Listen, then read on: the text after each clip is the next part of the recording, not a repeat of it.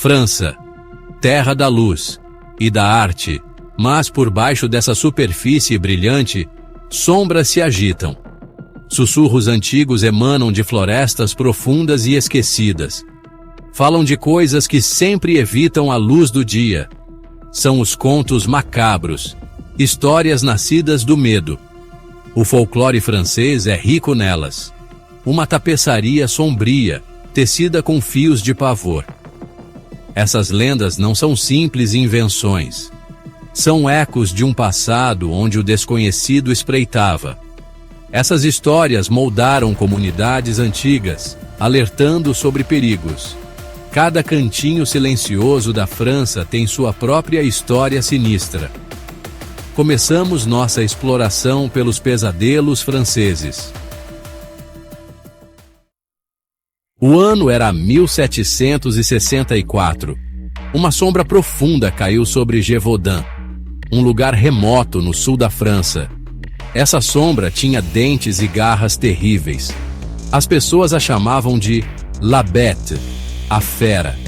Ela vinha atrás de humanos. Os ataques eram brutais. O pânico se espalhou como fogo em palha seca. Alguns diziam que era um lobo gigante. Outros sussurravam sobre algo mais sobrenatural. Sua pelagem era castanho avermelhada, sua cabeça imensa, seus dentes como adagas. Movimentava-se com velocidade e astúcia apavorantes.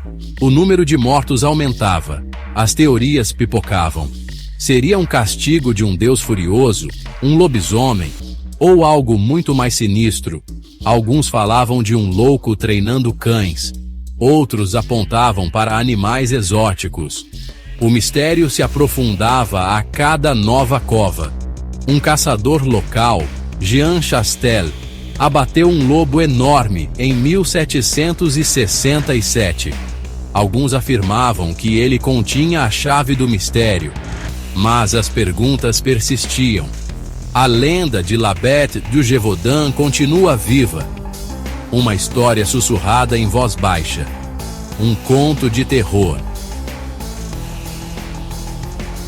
Seu nome é Melusine. Um sussurro suave nas pedras de castelos antigos. Ela é uma figura de estranha dualidade. Parte mulher, parte serpente. Uma fada aquática, amaldiçoada. Sua história está ligada à família Lusignan. Dizem que ela foi sua fundadora e protetora, mas sua verdadeira forma era um segredo. A lenda começa com Raimondin de Poitou. Ele encontra Melusine perto de uma fonte. Ele se apaixona. Ela concorda em se casar com ele sob uma condição. Ele nunca deve vê-la aos sábados. Ele promete, cego de amor. Mas segredos sempre vêm à tona. Incitado por seu irmão, ele quebra seu voto. Ele espia Melusine em seu banho.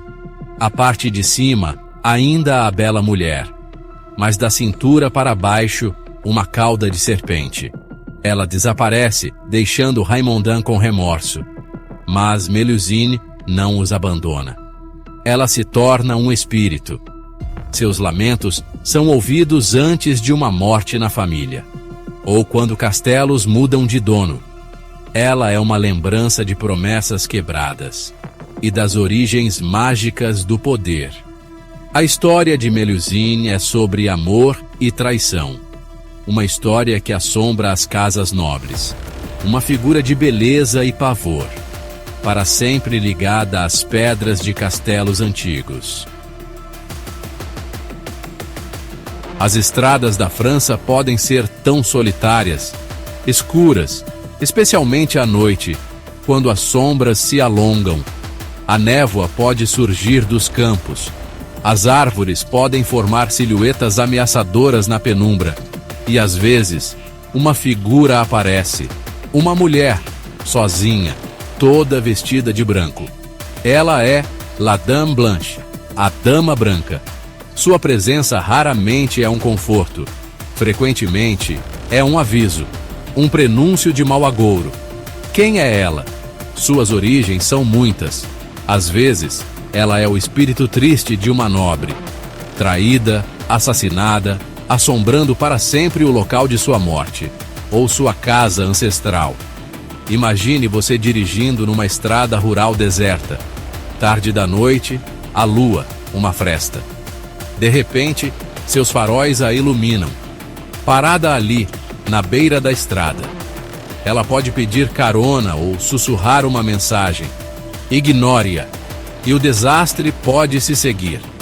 Dê atenção a ela, e você poderá evitar uma crise iminente. La Dame Blanche, uma mensageira espectral de mau agouro. Nas terras varridas pelo vento da Bretanha, a morte tem um nome: Lancôme. Ele não é a morte em si, mas seu servo, seu coletor de almas cansadas. Ele é uma figura de imenso e arrepiante pavor, silencioso, implacável. Sua aparição sinaliza uma morte iminente na pequena comunidade. Quando Lancôme chama, não há como voltar atrás. Ele é a personificação do chamado final e sombrio. Lancôme é frequentemente retratado como uma figura alta e esquelética, ou, às vezes, como a última pessoa a morrer na paróquia em um determinado ano. Transformado. A atmosfera ao redor de Lancôme é de profundo mistério e medo arraigado. Não se deve brincar com ele, nem zombar jamais.